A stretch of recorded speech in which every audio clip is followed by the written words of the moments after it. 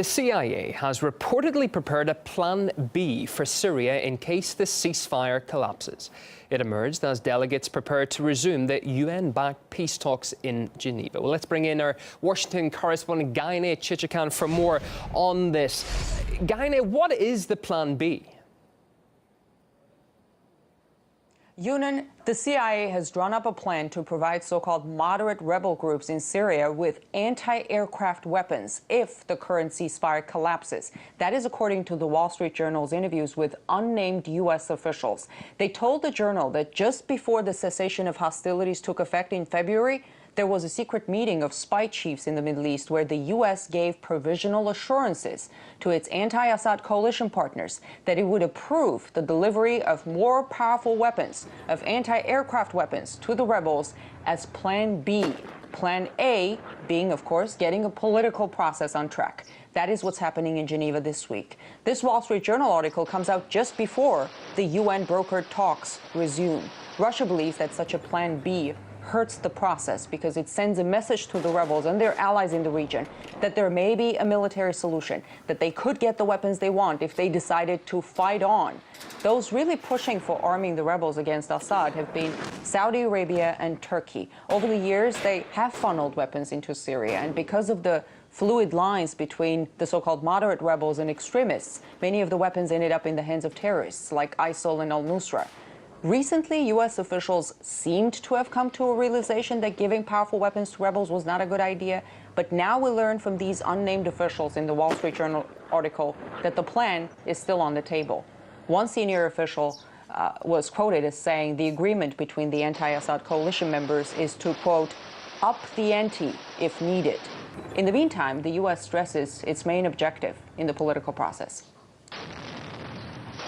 Our plan is now to push as hard as possible for a transition in governance that can bring peace and eventually be able to enable refugees to return to their homes. That's the real solution to the problem of migration in Europe.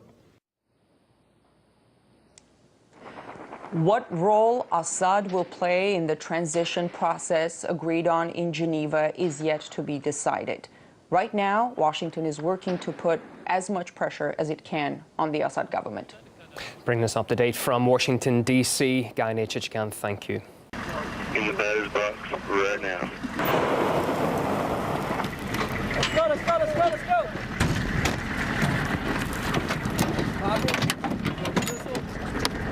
Tom, you know, your shoulder.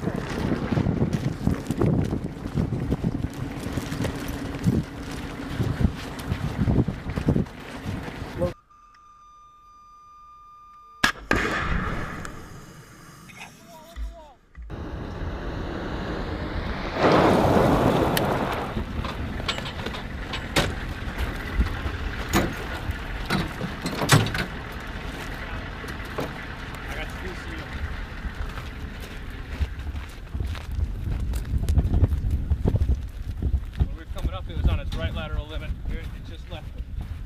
Coming across now. Here's your BCU. It's right there in the center. You see it?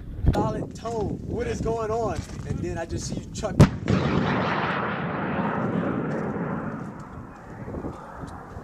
Yes, sir. Last one. Yeah, it was perfect. Yeah.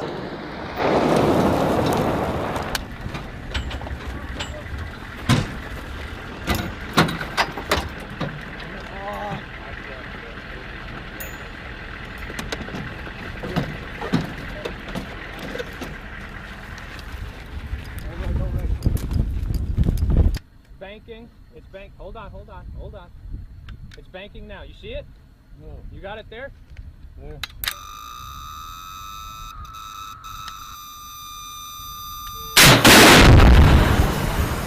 Over the wall.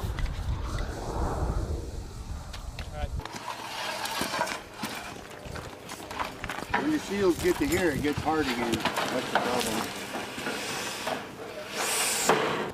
Come on, come on, come on, come on. Another foot. You need to plunk it on there. There you go.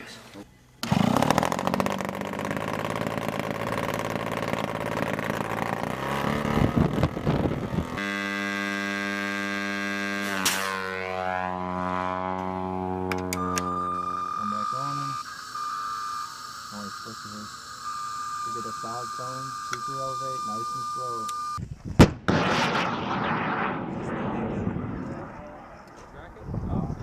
Oh!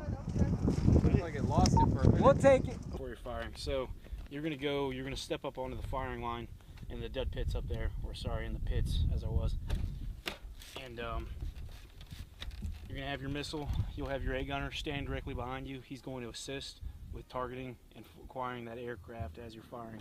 So you're gonna step up to the line. You're gonna have your, right now we have a NICAD, which is a trainer battery. But when you're up there, you're gonna have a BCU, battery coolant unit, that's gonna provide power for the missile while it's still spinning up in here. It's also going to provide that argon gas that cools the missile. So you're gonna step up, you're going to insert your BCU or NICAD. You're going to look over the sights. You're going to find out where that aircraft is at. Once you've seen that aircraft, with the missile shouldered, hand forward on the uncage button, your other hand back here on the SNA switch and the trigger. You're going to acquire that aircraft. You see it, you can track it in the sights. So now you're going to lift up and you're going to activate by pressing down and in on this SNA switch, safety and actuator switch. And as you can hear right now, back here, you've got your speaker, which is going to provide those tones to let you know if you're tracking the aircraft. And you've got your bones transducer. This is going to vibrate against the gunner's cheek so that he can feel the tone, because sometimes it's loud, aircraft flying by, possible gunfire in the background. So you're going to hear those two things going off. This NICAD won't last very long. It's pretty much dead. So you've seen the aircraft, and the reason you activate on a clear blue sky, you're going to take your sights and you're going to put them above, below, or side to side on the aircraft and activate on that clear blue sky. The reason for doing that is you want this weapon tracks with negative UV and IR light, so you want to give it a clear picture to set the tracker on, so that way when you look at the plane, it's tracking that negative UV light, or the light that the plane is blocking out.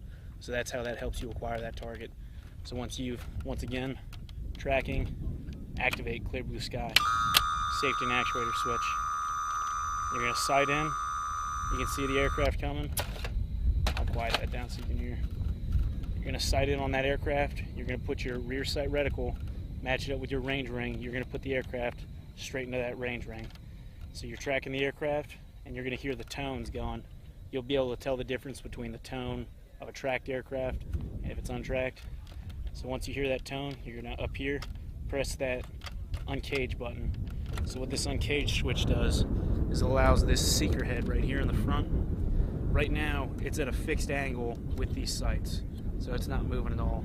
Once you press this uncage switch, it's going to allow that seeker head to track independently from the missile.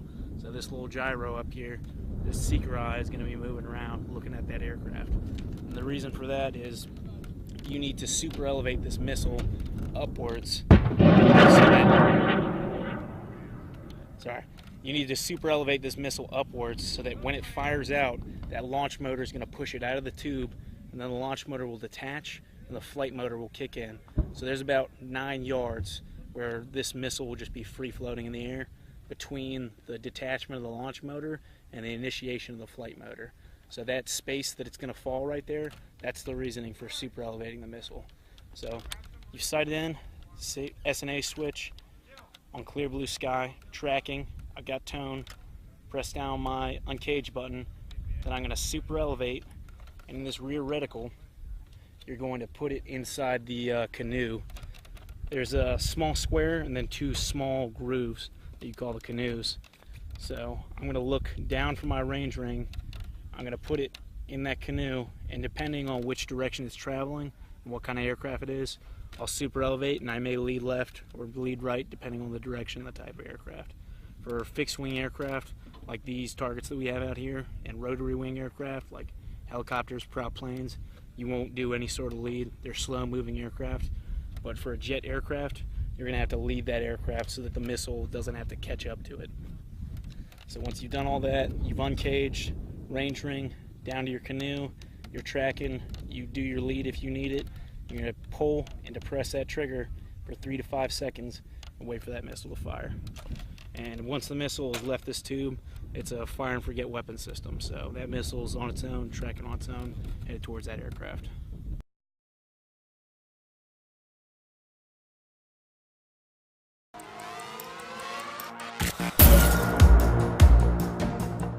My name is Corporal Revel, first name Levi. I'm a 7212 lad gunner. I'm a low altitude air defense. This missile right here is called a Stinger missile. It's one shot, pretty much fire and forget missile. Track enemy aircraft threat, and we take out the threat that could be used against the base.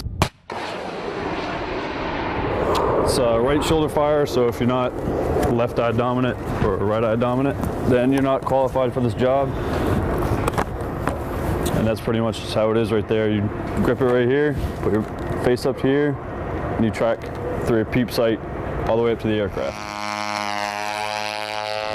When we do live fires, it's set up, drones fly out, a gunner will go out with their missile and shoot down the aircraft.